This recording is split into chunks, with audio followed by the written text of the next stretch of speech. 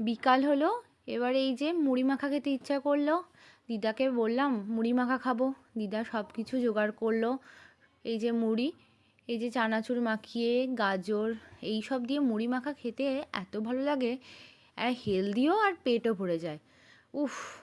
তাই এই যে আস্তে আস্তে মুড়ি নিলাম, মুড়িগুলো নেওয়ার পরে গাজর, মটরশুঁটি, চানাচুর, পেঁয়াজ সব কিছু দিয়ে যে দিদাকে বললাম মাখাতে। আমাদের বাড়িতে অনেক মেম্বার, এক হাতে তো অতগুলো মুড়ি মাখানো হচ্ছে না। দিদাকে বলে দু হাতে, তেলটা দিতে ভুলে গেছিলাম, তাহলে এবার বললাম সর্ষের তেলটা দিয়ে দিই।